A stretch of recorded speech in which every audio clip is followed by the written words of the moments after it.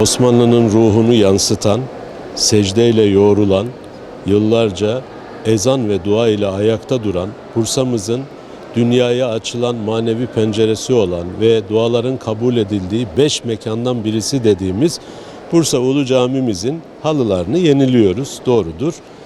Şöyle ki eski halılarımız şu anda da serili olan bir kısmında serili olan halılarımızın ziyaretçi akınından dolayı ki takriben günlük 25 bin ziyaretçiyi ağırlar Bursa Ulu Camimiz.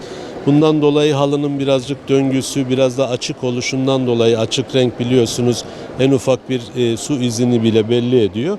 Şimdi camimizin tarihi olgusuna haiz güzel bir halıyı sermek suretiyle bu ziyaretçilerimizin veya buraya ibadet amacıyla gelen Müslüman kardeşlerimizin huzur içerisinde ibadet yapmalarını sağlamak için yeniliyoruz.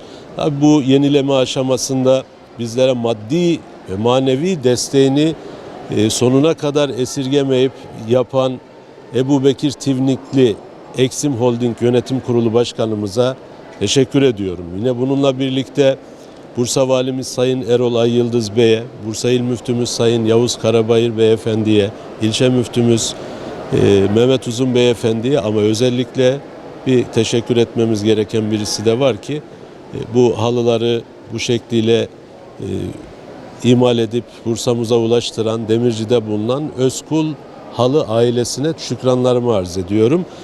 Halı gördüğünüz gibi tarihi dokuyla da uygun, oldukça kaliteli, hiç diz yapmayan, renk olarak da bizim aşina olduğumuz, hatta Ulu Cami için şu anda belki de tek üretim yapılan, sadece Ulu Cami'ye has olan renklerle imal edildi. İnşallah burada milletimiz geldiğinde huzur içerisinde ibadet edeceklerdir. Şimdiden hayırlı uğurlu olsun ve Bursa'mıza da bu Kurban Bayramı hediyesi olmuş olsun. Kurban Bayramı'nda tamamen bitmiş olarak buraya gelen, ibadet amacıyla gelen vatandaşlarımız, Müslüman kardeşlerimiz yeni halılarımızın üzerinde bayram namazlarını ifa edeceklerdir.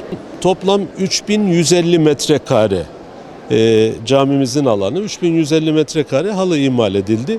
Eski halılarımızı da geçen yıllarda yaptığımız gibi yine camilerimizi aradık. Şimdi geçerken de görürsünüz.